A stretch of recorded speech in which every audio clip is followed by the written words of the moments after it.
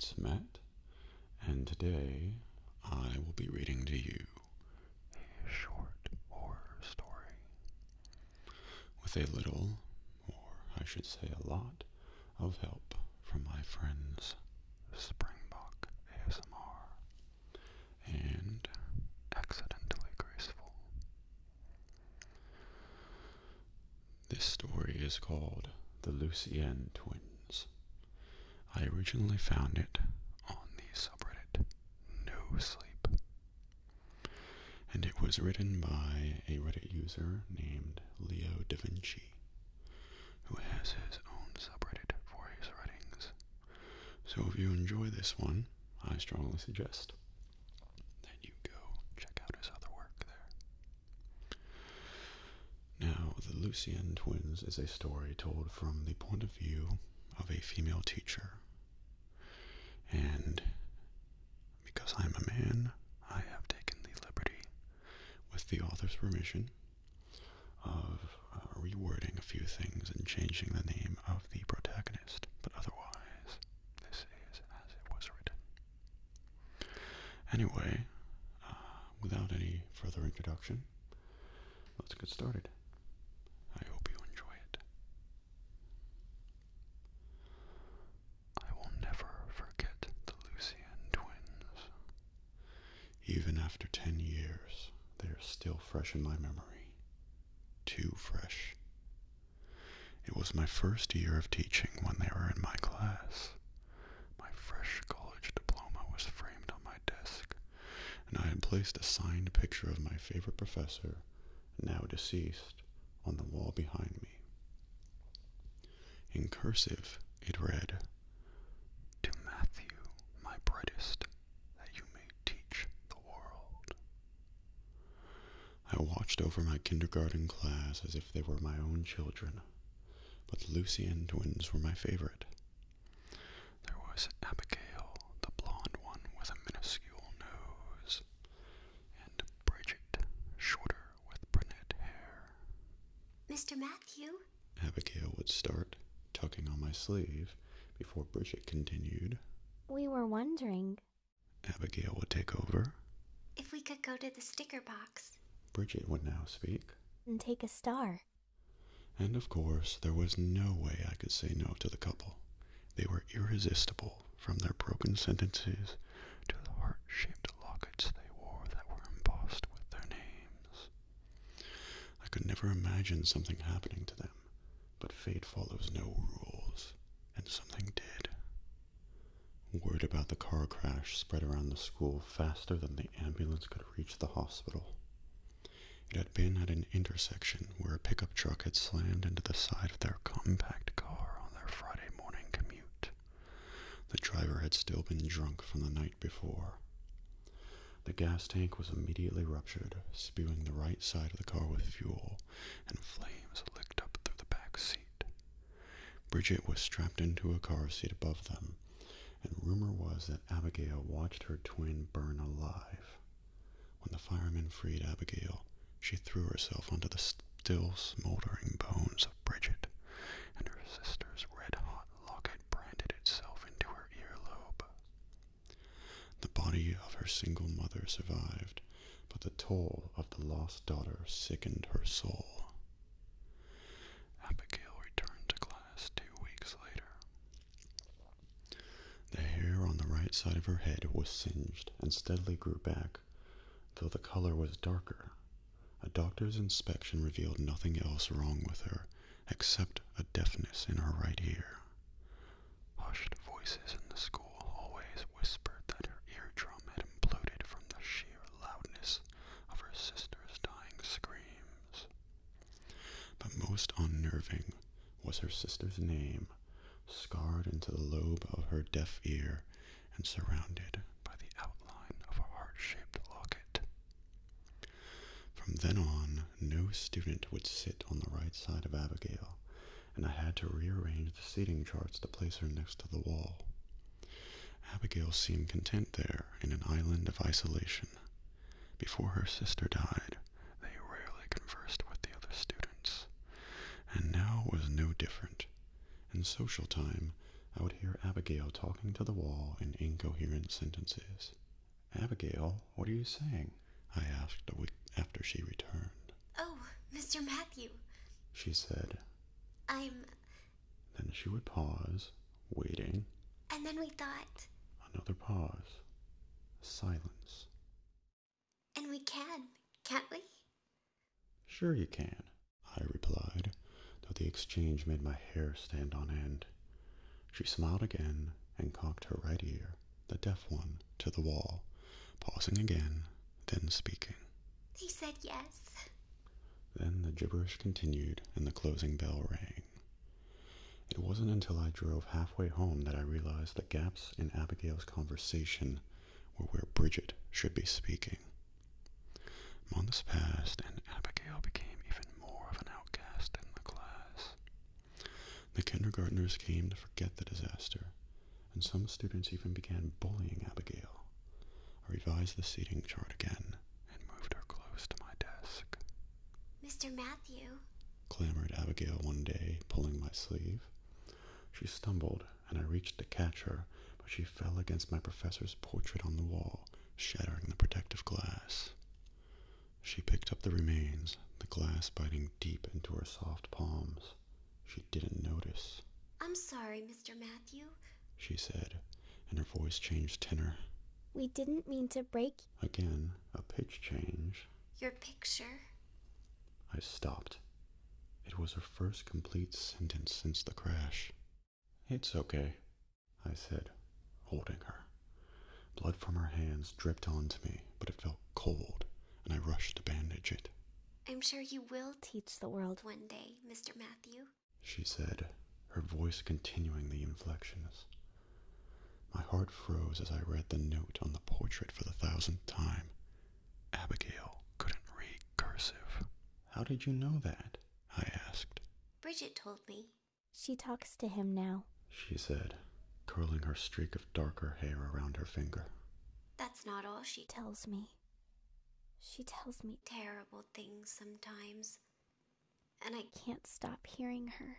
Then she started crying, and I noticed the glass embedded deep into her hands. "She never stops." Her voice elevated to a yell. When I took the picture back, her sentences became broken again, and I moved her on the seating chart away from my desk. Over time, the other students realized Abigail's reaction to old objects. They bring her in things that they found in the attic, artifacts their grandparents owned, and watched as she cocked her right ear, and her sentences became whole or broken when she held them. It became a game to them, listening to the stories she made up. But the effect took an obvious toll on her, and she soon started wearing gloves, even in the dead heat of summer. But one boy, larger than the others, a brute known for his bullying, liked the look on Abigail's face as they pushed artifacts into her squirming palms. He was the quickest to see the fear that she felt when they once gave her an old bullet shell, and ran home afterwards to find an old box in his basement his parents forbade him to open. Inside was his great-grandfather's Nazi uniform, a warden at a concentration camp, and he twisted off one of the buttons. The next day he found Abigail on the playground and pinned her against the chain-link fence. He ripped the gloves off and forced the button into her hand, tightly closing her fingers about it. When she began screaming, he only laughed and closed the fist tighter. I reached them too late. When I pulled the boy off her, she was sobbing uncontrollably, both her hands locked in fists. She dropped the button like it was searing hot, but refused to open the other fist until paramedics arrived and knocked her out with anesthesia. Only then could they pull her severed right ear out, torn off by her bloody fingernails, with Bridget still written on the lobe. But most terrifying of all was when she screamed. I could hear two voices screaming.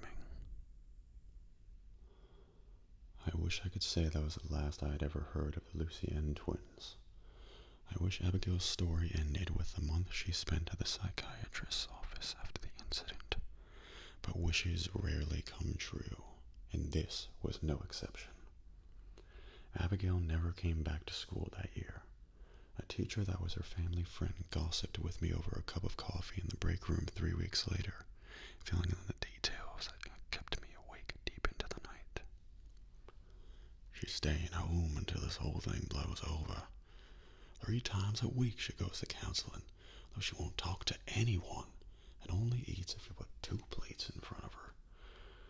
If you ask me, she was an accident waiting to happen. Poor thing, her grandfather was just diagnosed with terminal cancer now, too. And the doctors were able to sew that ear back on. Can you believe that? Apparently, you can barely tell it even came off. Miraculous. Miraculous. I'm not sure if that was the appropriate word, or if they should have sewn it back. At the end of the year, the school board informed me that I would be moving to another school, a smaller institution for brighter children. I accepted not because the pay was better, but because I knew it was their kind way to fire me. I could hear their whispers that I was the one who made the freak crack. So I packed away my things and was admitted into Carrie's School for the Gifted. There were no current openings for kindergarten teachers, so I taught 2nd grade. My first year went by smoothly, and I received a small bonus at the end for my students' high test scores. When I returned from the summer to start my 2nd year, 19 out of the 20 desks were filled by young children, their fresh crayons tucked away in pencil bags that still smelled like Walmart. I smiled at them and introduced myself, writing my name on the board as I talked. Hello, class. My name is Matthew Watkins, and I'll be your new 2nd grade. Behind me, the classroom door opened, and I heard the footsteps of 2 students enter.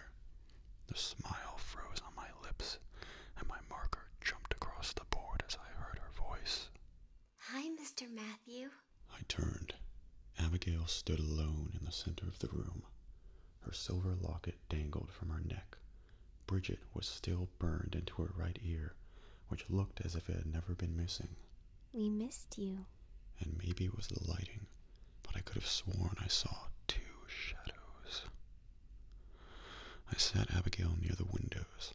The sunlight calmed her, and she spent most of her time staring up into the clouds.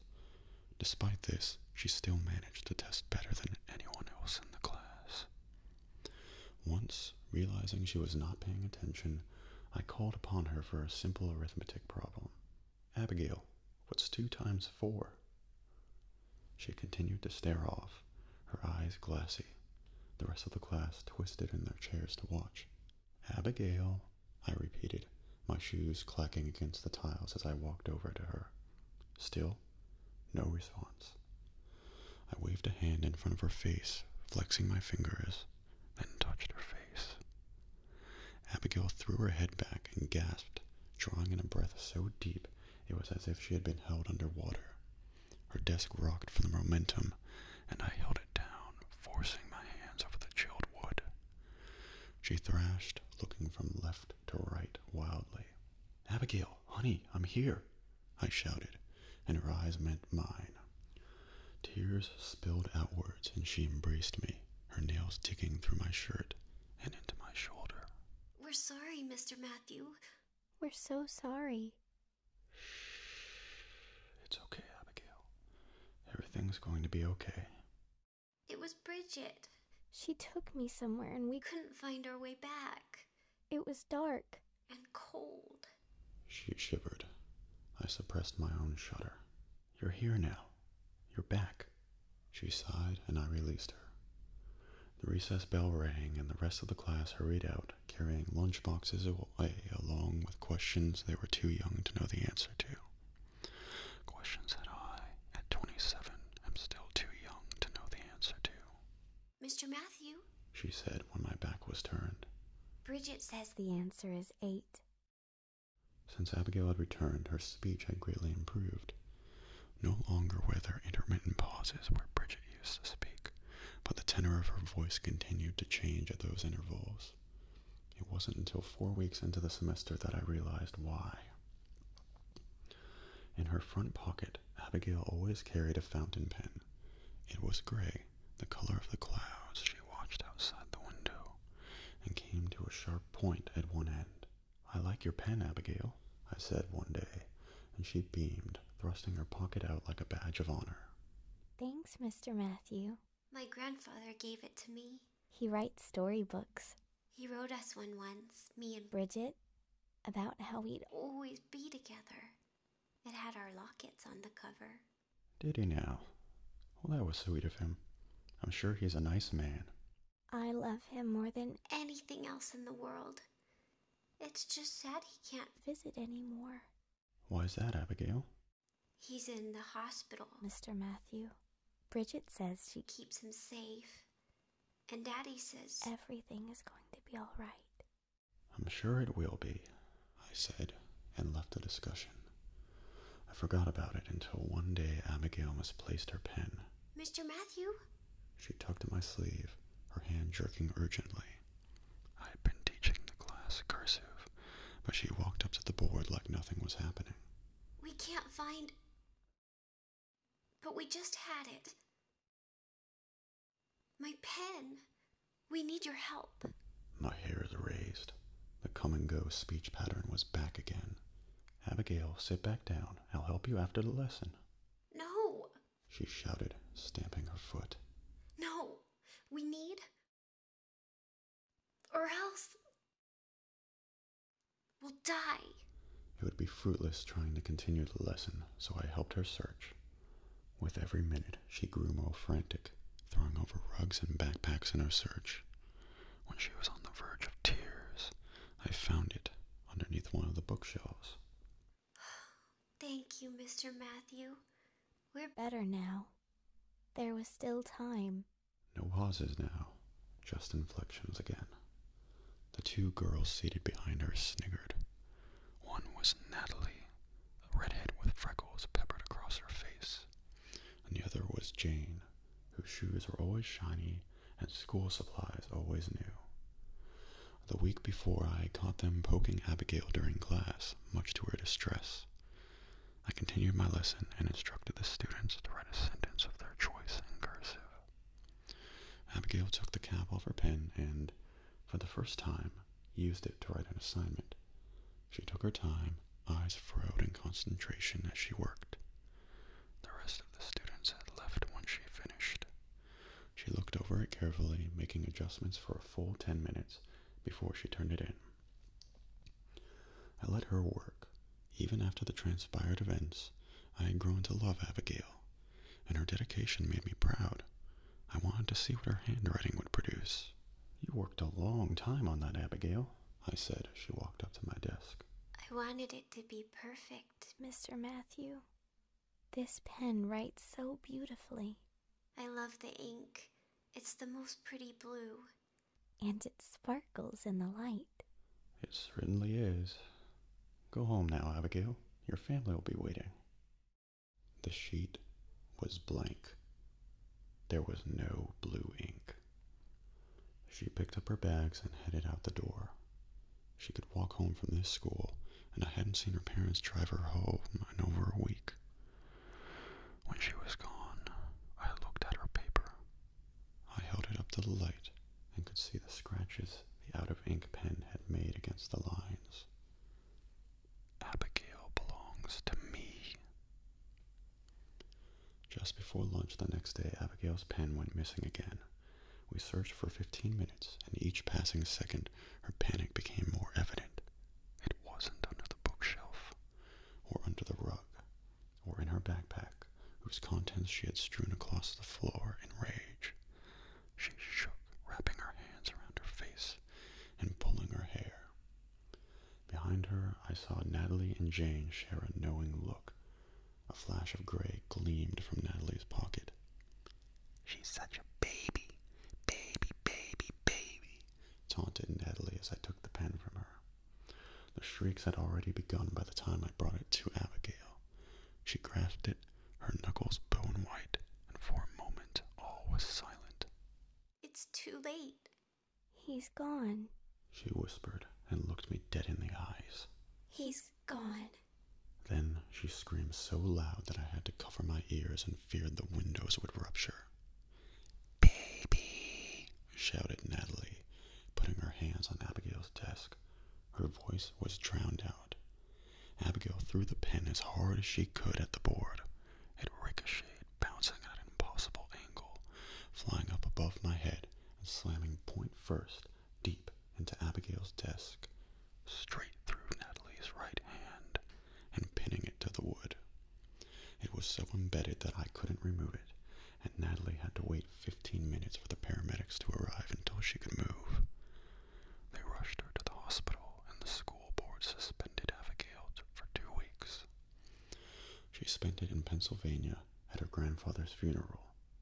The day of the accident, he had died, and the doctor marked the time of death in thick blue ink at 11:44 a.m. That morning I had returned the one-sentence assignment, and Natalie's blood now stained Abigail's paper. On the way to throw it out, I stopped, something catching my eye. Under the blood, sparkly blue writing crossed the once blank sheet. "Abigail belongs to me." The most disturbing thing about Abigail wasn't her queer tendencies or her morbid past. It was her innocence. It was that she didn't know that anything was wrong with her life. The end of the year was near. The children grew antsy in their seats as old snow turned to spring blossoms, and final parent-teacher conferences were approaching. I moved Natalie and Jane to the other side of the classroom, but it didn't seem to matter. They avoided Abigail now. Everyone did. She was quieter than she used to be, though she still held half conversations with the wall during social time. And the way she dressed had changed. Sometimes her clothes were too small, and sometimes they matched in ways that just seemed odd, though the pen in her pocket stayed constant. Her hair was different too. She began to wear it in braids and other more complicated styles. I couldn't help but notice that the streak of brown in her blonde hair had grown. "Abigail, I don't think those clothes fit you just right," I said one day. She wore a yellow button-up shirt, but it was so tight that the buttons looked as if they were about to pop off. "See? I told you he wouldn't like it." "I wanted to wear the blue one," she said, twitching her right ear. "It looks fine, Abigail. I just think you might want to wear one that's bigger." "But Bridget said this is her favorite shirt, and I should wear it today because it makes me look pretty." My skin began to crawl. That was when I first realized that she still wore Bridget's clothes, which had not changed since kindergarten. I would have to bring this up at the parent-teacher conference along with many, many other things. On Wednesdays, it was my turn to patrol the lunchroom while the students ate. Abigail sat alone on the corner of one of the long tables, her lunchbox zipped open in front of her, and its innards strewn across the table. She had set the seat beside her as well, placing portions of food on the table in front of it. She took a bite of a sandwich, and something multicolored fell out onto the floor. It was a gummy worm, half green and half orange. "What's that you're eating, Abigail?" I asked, poking around the rest of her lunchbox, finding a few candy bars, a baggie of sugary cereal that my own parents wouldn't let me eat, and a bottle of chocolate milk. "Lunch, Mr. Matthew. We made our own recipe." "Your own? Do you pack your own lunch, Abigail? What does your mother say about gummy worm sandwiches?" "We pack it every day. And Mommy doesn't like it, but I don't really listen to Mommy anymore." "Abigail, you need to listen to your mother. I'll buy you hot lunch today." "What about Bridget?" "She can have extra of your special lunch." I clenched my teeth as I watched her eat. What type of parent lets their child eat junk every day, and dress in clothes that obviously didn't fit, especially since it was her only daughter still left alive? On Parent-Teacher Day, Abigail's mother and I would be having a long talk. Next Wednesday, I caught Abigail eating gummy worms again. Now I bought her lunch every day, and every day she packed lunch for Bridget. Abigail's mother had the 7:30 p.m. time slot It was my last conference, and I had scheduled it late so I could spend some extra time with her. I watched the analog clock in the corner. Right now, it was 7:29, but parents often showed up late to meetings. 5 minutes passed, then 10, then 30. I shook with anger when I got up from my desk. The negligence of Abigail's mother was appalling. Opening up the directory I kept in my drawer, I ripped out Abigail's contact information. Like it or not, her mother would be having the conference. The drive was short, about 5 minutes, and I pulled into Abigail's driveway. Her house was on top of a small hill, higher than any of the others around it, and a dead oak tree stood in one corner. The grass was high and uncut, while the flowers under the porch were wilting. I rang the doorbell twice and waited. I heard Abigail thumping down the stairs, and a moment later, the blinds flicked open to reveal her eyes. Mr. Matthew, come in, she said, opening the door wide. Hello, Abigail. Is your mother home? She missed her parent-teacher conference. Oh, yes, Mr. Matthew. She said she didn't feel like going out tonight. I clenched my teeth again and struggled to keep my voice even. Did she now? Can you take me to her? Of course, she said, and whipped around, leading me to the kitchen. My nose wrinkled. Whatever Abigail's mother had cooked for dinner smelled disgusting. We turned the corner and I saw her seated at the kitchen table. Her back was towards me, and I felt my anger surge. I have every right to report you to child services. If you continue treating your daughter like this, then I'll have no choice, I scolded, sitting in the chair next to her and turning to face her. The smell wasn't dinner. The smell was Abigail's dead mother. What was left of the skin on her face was taut, and much of her hair had fallen out, littering the floor around her.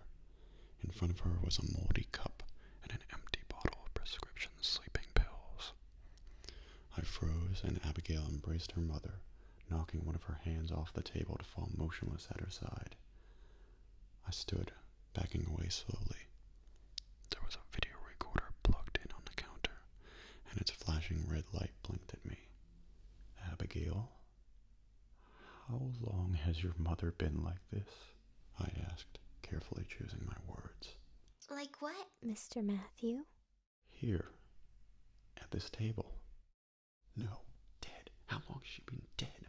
My thoughts screamed. Oh, I don't know. Mommy still gets up every once in a while, but she stays in the kitchen a lot more than she used to. And she's been sitting in my seat during dinner. She pouted, crossing her arms across her chest. A fly buzzed around her mother's head, but she didn't notice. She was busy holding her mother's shriveled hand. Abigail, how about you give me a few minutes alone with your mother? Go watch the TV in the other room. Okay, Mr. Matthew. She left, and I waited until I saw the blue-green glow of the television before flipping open the video recorder. In the corner, the last recorded date flashed, and I counted back the days. 37. My God, I thought, and pressed play. The screen flickered to life, and Abigail's mother's face materialized. Her eyes were puffy, and tear tracks from her mascara streaked down her face. I recognized Bridget's old locket in her hand. I can't do it anymore, she said to the camera. It's too much. I'd be able to take it without my dad's death or the things that are happening. I think I'm going crazy. But Abigail, something's happening to Abigail. Something's wrong, and I can't live to see it happen. Abigail, she called, and Abigail came into the picture. Her mother held 2 cups. Abigail, I made you some juice. Would you drink it with me? But Mommy, Bridget wants a glass too. Of course she does. And I saw fear cross her face. Here, drink up. Are you okay, Mommy? Yes, everything is fine. Drink all of it. I put some vitamins in there. Bridget says this is hers. Just drink it. And at that moment, Abigail's voice changed and the recorder's lighting changed. Maybe it was the lighting, but Abigail's hair looked darker than before. Okay, Mommy. I saw her drink it and heard the empty cup hit the table. Where's mine? You just drank it, murmured her mother. Her own medicine was starting to take effect. No. Bridget drank that one. She said it was the sweetest drink she's ever had. I want one too. But her mother was already asleep. Abigail failed to notice, and for the next 15 minutes upheld conversation with her mother. Then the recorder's lighting dimmed, her voice changed, and she looked straight into the camera. Mommy is with me now. She smiled as the recording expired. This explained the mismatched clothes and the lunches. Abigail, I said, calling her back from the other room.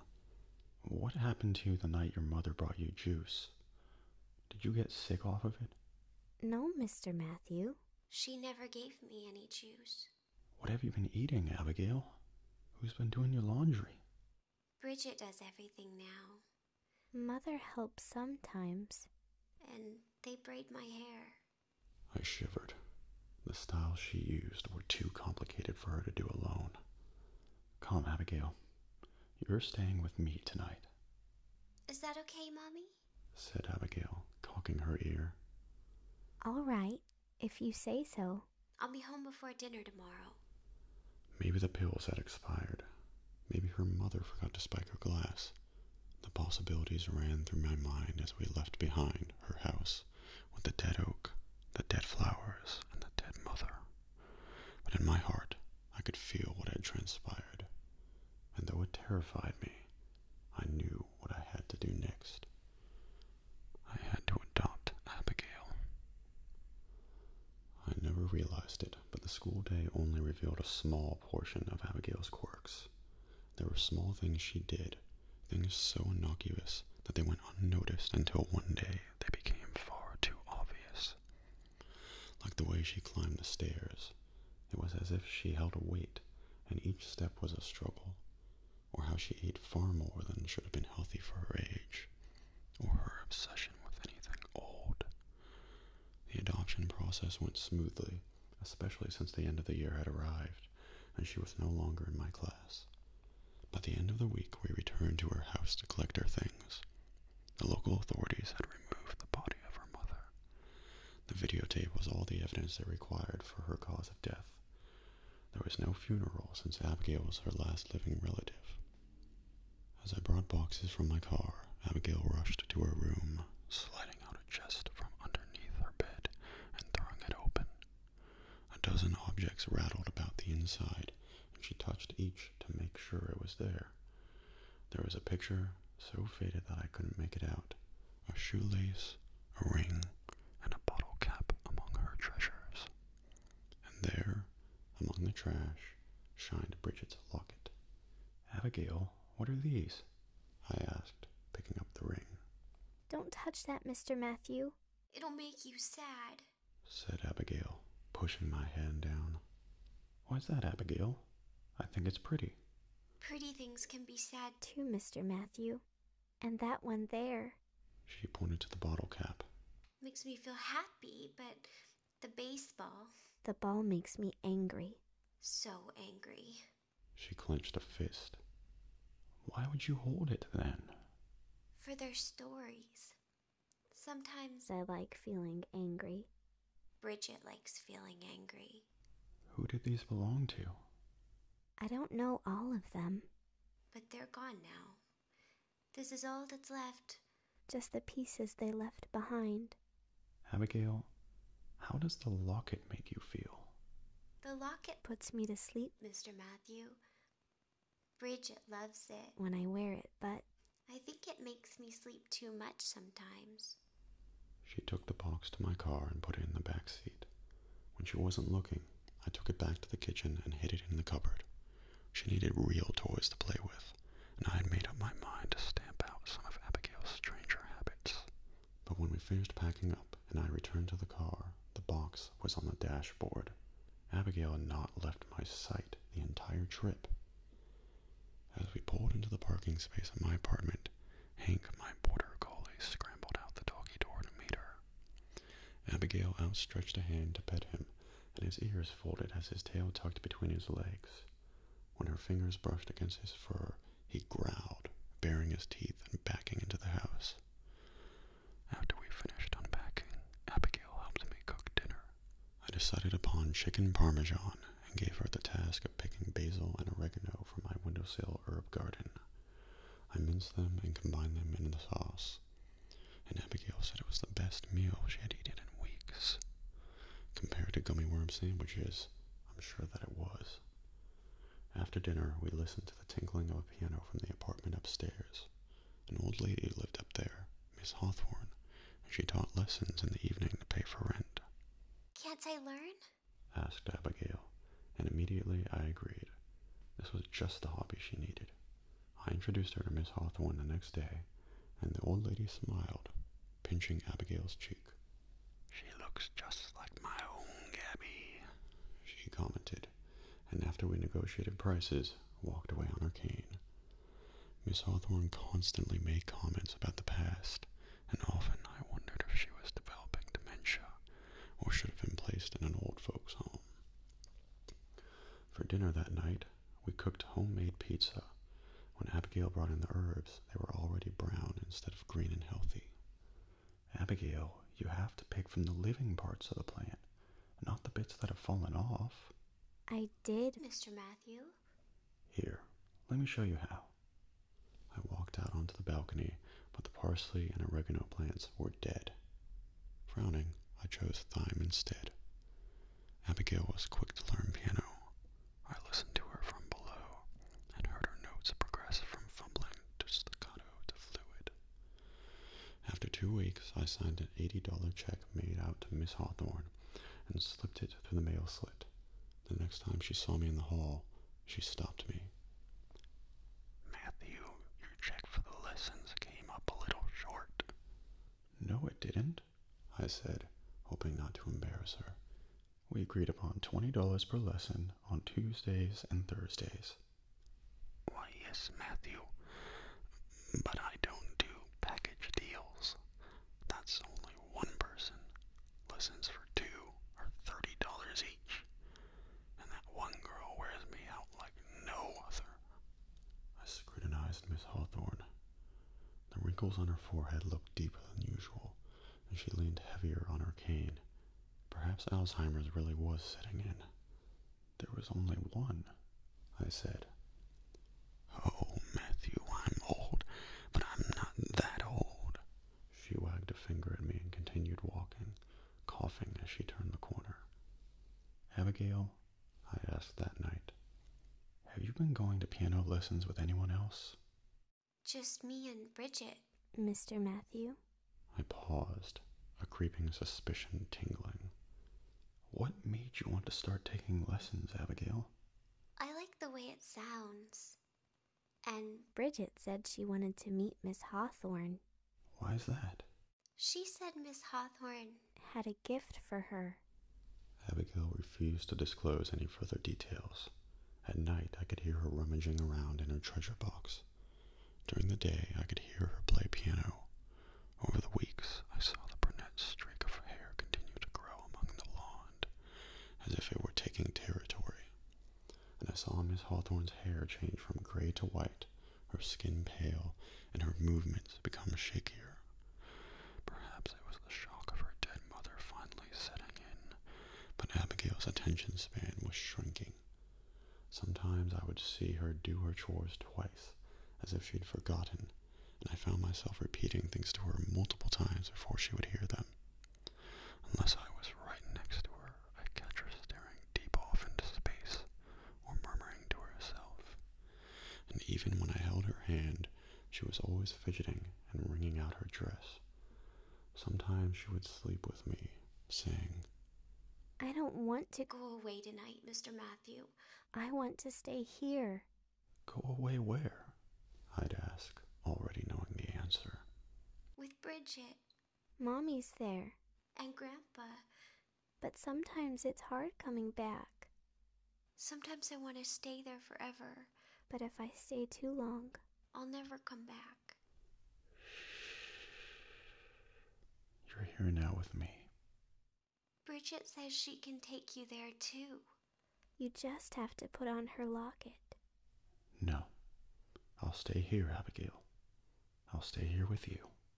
There was no way in hell I was putting on that locket. Miss Hawthorne's there sometimes, she would mumble as her eyes drooped. And then we would fall asleep, and my dreams would be troubled, and her fidgeting combined with the coldness of her small body would wake me deep into the night. Miss Hawthorne died in her sleep on a Thursday night. Her caretaker, who had met Abigail several times by now, found her during a morning checkup. The caretaker knocked on my door as the funeral home removed the body, holding out a silver-chained object. I believe this belongs to your daughter, Matthew. Miss Hawthorne had it around her wrist this morning. I'm sure Abigail must have left it at her lesson, she said. Put it on the counter, I responded, refusing to hold out my hand. Bridget's locket clanked as it came in contact with the cold granite, and the caretaker left. I almost called for Abigail, but there was something I had to know first. I logged into my computer and opened up a mapping website. It was easy to find Abigail's house, and I enlarged it, viewing the satellite image. A timestamp revealed the image to have been taken 2 months before I had adopted Abigail. Everything looked the same, except for the dead oak tree in her front yard. Verdant green leaves covered every branch. I called Abigail in from the next room. Abigail, where did you get your sister's locket from? From Mommy. Who did your mother get it from? From Grandpa. After he died. He kept it after the crash. Abigail, what gift did you say that Miss Hawthorne gave your sister? Her years, Mr. Matthew. Outside, in my windowsill garden, my other herbs were already brown, just like the streak in Abigail's hair. I hid the locket away in my dresser drawer, folded away between 2 folded socks. 2 days later, Hank was curled under the bed, as if there was a thunderstorm outside, and I found the locket intertwined into the name tag of his collar. Under the bed was dark, but his whiskers looked grayer than usual. I removed it with gloves and brought it to Abigail. You found it. Where has it been? I kept it in one of my drawers. Did you move it? No, Mr. Matthew.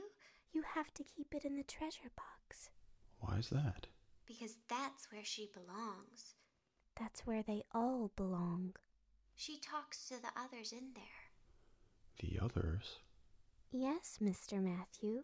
They're all in there. Then she took the locket and put it back into her treasure chest, and for months I forgot about it, until her birthday. I had never celebrated Abigail's birthday as a teacher.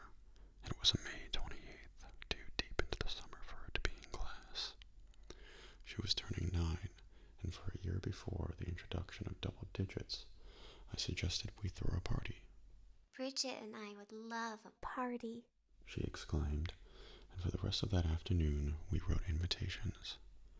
Abigail insisted that we send them to everyone she had met in school since kindergarten, plus some extras, so by the end of the day there were 70 envelopes around the table. Her party was in a week, so we mailed them the next day, stamped and addressed. I didn't have the heart to tell her, but 65 of the letters were returned in the mail 2 days before her party. Abigail had accidentally added an extra digit to the zip code on them. I hoped that she would have forgotten about the party, but that was all she would talk about. Bridget's so excited, she said the day before. Do you think people will bring us presents? I'm sure they will. She's ready for gifts. We can't wait. Abigail, I'm not sure how big this party's going to be. I think a lot of people may be out of town. It's okay, Mr. Matthew. Bridget says that everyone she wants to come will be there. Then the day arrived, and the doorbell rang 5 times. First was Thomas, the brute who had forced Abigail to hold the Nazi button in kindergarten. Second was Natalie, followed shortly by Jane, who had stolen Abigail's pen. Fourth and fifth were 2 children I didn't recognize, Riley and David, but Abigail said were from her 1st grade class. I had heard their names before at night when she cried in her sleep. 5 letters had been sent, and the 5 visitors were here. Abigail smiled wide and clapped her hands, seemingly unaware the sole guests were her tormentors. Though there were party games, they sat in silence at the kitchen table. Natalie and Jane huddled together while Thomas picked at a scab on his forearm. I watched over them, protective of Abigail, and cut the double-layer cake into portion-sized pieces. Never before had I seen children their age so still or so quiet. They ate. Any conversation echoed off the walls and died down, stifled down immediately by an invisible force. Abigail smiled, and that was what I cared about. But there was more to it than that. She seemed like she was waiting for something. Half an hour passed, and Natalie and Jane proposed a game. Everyone wrote on sheets of paper and cut them up, then mixed them around in 2 bowls. One was for questions, and one was for answers. I'll go first, said Abigail, and they offered it to her. She reached in and drew out a long question strip and read it aloud. How many friends will be in your life forever? Then she pulled out a smaller strip of paper. 5. 5 friends with me. I'm so lucky. Maybe it's the 5 of you. The others shifted in their seats. Thomas went next. He read his slow, stumbling over the words, and I recalled that he had never scored well on any of his tests. Then Natalie. How many years until you die? Draw 2. And from where I stood behind the counter, I could see the sparkling blue ink that had written the note. She reached in the bowl and pulled out 2 slips. You're not supposed to leave any blank, she said. And the other one's a 0. Looks like I'll live forever. She laughed, but the laughter was hollow against my ears. Abigail laughed too, but not at the joke. It was the type of laugh of someone who knew something that you didn't. They continued until it was time for presents, and Abigail opened her gifts. Natalie had brought her a box of multicolored pens, and I frowned at the irony. When Abigail finished, she looked up expectantly and asked, What about Bridget's gifts? Abigail, I don't think they brought anything for Bridget. Well, it's her birthday too, and she should have presents. It's only fair. Did none of you bring her a gift? They shook their heads, and Abigail frowned.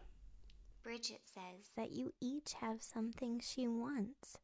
Wait here. She ran upstairs and returned with her treasure box, popping open the lid. I don't have anything, said Natalie. She had one eye on the door and the other on the clock. In 5 minutes, the party would be over. Yes, you do. Bridget says she wants your hair tie. Fine, take it, said Natalie, and handed over the bright pink elastic band. Abigail put it in the box. Bridget wants a hug, too, Abigail said, and held her arms wide. I could see both her lockets dangling from around her neck. Natalie huffed, and they embraced. For an instant, Bridget's locket brushed against her neck. She inhaled sharply and backed away, but for the second Abigail held her, I thought I could hear something like whispers. But then the hug was broken, and Natalie shrunk into the corner. Her eyes looked dimmer, as if someone had taken the brightness out of them, and her cheeks blue, as if she had just come in from a cold walk. Each of them took their turn, with Thomas going last. He hovered away from her, reluctant to move, and placed placed a chair in between the two of them. Go on, I said, and pulled the chair away. He deserved it. Once Abigail let go, he shook until his mother arrived. When the school year started again, I could hear Natalie and Jane's screams down the hall from their nightmares at nap time. Thomas was expelled from his school after biting another child's finger off during a fight. I never heard what happened to Riley and David. None of them were ever the same. There was something missing about them, something subhuman, almost animal. Abigail, I asked when they had left, did you know before the party that they had gifts for Bridget? Yes, Mr. Matthew. What exactly did they give her? It's just like my question paper in the game said. Now they're in our lives forever. Now Bridget has a piece of them. Why would Bridget want a piece of them?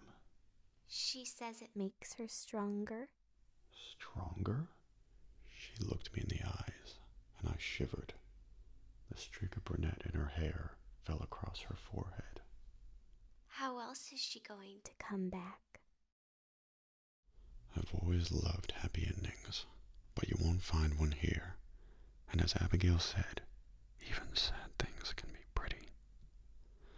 It was the Friday before the first week of school, and I had just finished buying Abigail's school supplies. There was a new bright red backpack, crayons still orderly in the box, and notebooks with no ink to blemish their pages. Abigail had taken to wearing both lockets now.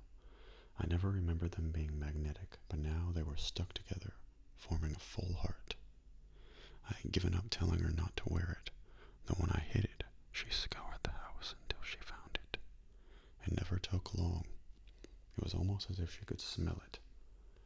I had promised Abigail that I would make her funnel cakes after dinner. They were her favorite dessert, and since I owned a countertop deep fryer, easy to make. While the oil heated and I hand-mixed the batter, I heard her muttering to herself behind me. Usually I would ignore it, but by the time I had mixed in the sugar, her voice had increased both in loudness and intensity to the point where she was screaming. No! There just isn't room. There's no room for two. Abigail, what's wrong? I asked, putting an arm around her shoulder, but she twisted away. Bridget's not listening to me. She won't listen. Hush, Abigail. Everything's going to be all right. No, it won't. It won't. She tugged at the locket around her neck with one hand and cupped the other to her ear. Both of us won't fit. It won't work. She punctuated each word with another yank on the silver chain. With a snap, the clasp broke, releasing the locket. The chain entangled itself in her streak of brunette hair, interweaving into the strands as Abigail's screams grew louder. For a full 5 minutes, I worked to free the chain as Abigail struggled underneath me. She won't let go, she shouted over and over through her tears. There's no room. She calmed down when the locket finally was in my hands. Abigail, I don't think you should wear this anymore, I said, pocketing it. I don't want to, Mr. Matthew, but Bridget makes me. I'm going to keep this for a while. Bridget won't like that. Not at all. Well, sometimes it's about what you like, not what she does. I began pouring the batter into the oil, and the vigorous sizzling displaced the sound of Abigail's sniffs. She wiped the tears away as the first cake finished, and I loaded it with powdered sugar. My shoelace caught against something under the table as I turned away to cook another cake. I tripped, stumbling against the counter and catching myself inches away from the fryer. The tips of my hair dipped into the basin, and a bubble popped to splash scalding oil onto my exposed cheek. I could feel my skin cook, and for years afterward, a red burn splotch reminded me of the incident. I wiped myself down with a paper towel and checked my shoelace for what I had tripped on. A silver chain gleamed from my right foot, and Bridget's locket was twisted in and out of the string. I felt my pocket, and there was a hole I had not noticed, and the locket must have slipped down the leg of my jeans. I told you she wouldn't like that, said Abigail, but I ignored her. I turned the fryer on low, even though there was still plenty of batter left. I felt more comfortable with the heat source removed. She says that she's not waiting any longer, Mr. Matthew. She says she doesn't want to wait any longer. It's all right, Abigail. I'll keep the locket with me tonight. We retired to bed not long after, as I wanted Abigail to have a few nights of full sleep before her first day. Something felt off as I fell asleep, but I pushed the thought away. Something always felt off now with Abigail in the house. The barking of Hank from outside my room woke me up. The air was thick with smoke when I sat up, and the particles clawed at my eyes and jammed into my nostrils. I coughed twice before I noticed the telltale orange glow of a house fire beneath my door. An instant later, the fire alarm screamed to life, and I knew I had forgotten to turn off the fryer. I ran to Abigail's room, where she was still curled beneath the covers and mouthing her incessant muttering. She was harder to wake than usual, and I shook her by the shoulders, softly at first, then violently when she failed to stir. "Abigail," I shouted. "Abigail!" Her eyes cracked open, and she peered around, dazed.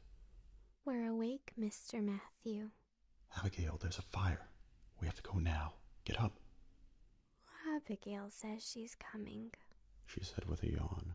With a whoosh, fire in the other room intensified, and I was alarmed to see the size of the brunette streak in her hair had doubled. "Let's go." I yanked at her hand, and she stood, stumbling towards the door.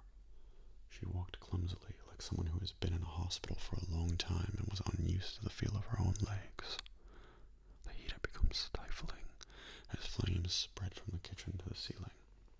I heard the kitchen tiles shattering from temperature and held a cloth over Abigail's face to filter out the smoke. The wood frames within the walls had already begun to catch, and the entire apartment creaked as the supports burned away. "Abigail, this way!" I shouted when she turned the wrong direction. We had reached the kitchen where the fire was the most intense, and she had her hands against the bathroom doorknob.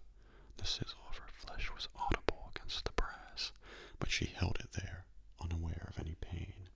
In her other hand I could see both lockets, though I had placed one in my dresser before bed.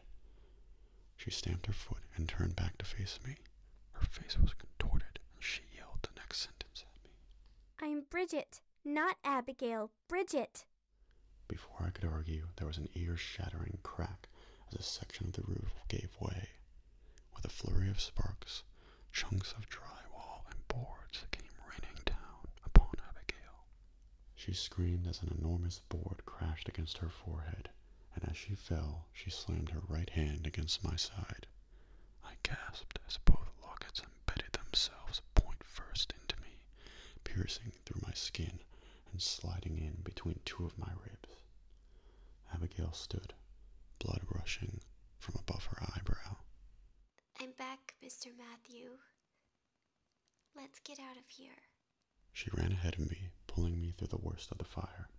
The smoke was so thick I couldn't see, but she knew the way, and in moments we stumbled out onto my porch and onto the lawn. In the distance, I could hear sirens. We stopped when we could no longer feel the heat, and we embraced. "What happened back there?" "I'm sorry, Mr. Matthew. When the board hit me, she left me. I don't have to listen to her anymore." "Let me wrap that cut up for you, Abigail." "It's okay, Mr. Matthew. Thank you so much." She hugged me again. "For what, Abigail?" "For everything. I understand it now. And, Mr. Matthew, it wasn't your fault. Remember that. I saw you turn the fryer off." "It doesn't matter, now that you're safe." Abigail gave me a half smile and continued. "Everything's better now, Mr. Matthew. And Bridget wants me to let you know that she's sorry. See? She's over there." And maybe it was the dark, or a swaying bush in the illuminated firelight, but across the road I could have sworn I saw the figure of a small girl Mr. Matthew. But I'll always be with you. I'll always be here. She put a hand against my side where blood was spilling over the lockets. I hope you don't mind, but I borrowed one of your years to tell you this. Remember, it wasn't your fault. What are you doing, Abigail? Leaving. Leaving to go home. It's dark, but I think I can make it, she said, and yanked the lockets out of my rib cage. I gasped, falling to my knees, and I could hear her saying above me, "See you soon, Mr. Matthew." But her body was in front of me, and the gash across her head was no longer bleeding. Her eyes were glazed, and no trace of brunette was left in her hair. She had died as soon as the board had hit her head. According to interrogations of the other tenants after the incident, I had carried her dead body from the flames and laid her in the grass before passing out. For weeks afterward, my psychiatrist warned me of the dangers of the fumes within burning houses, and I should let any hallucinations that I may have had go. But Abigail had been too real, and there was still the hole in my side where the lockets had been. And the day after the incident, I found my first 3 gray hairs in the mirror. I felt the guilt for years afterward, but with time, I came to realize that the fault did not lie upon me. Somehow, I knew Bridget did not belong in this world, and when she finally gained the strength from all the stolen years and pieces of those who had still lived to step into it, fate had cast her back out. Both times, by fire, she had left. The firemen saved what they could from the building.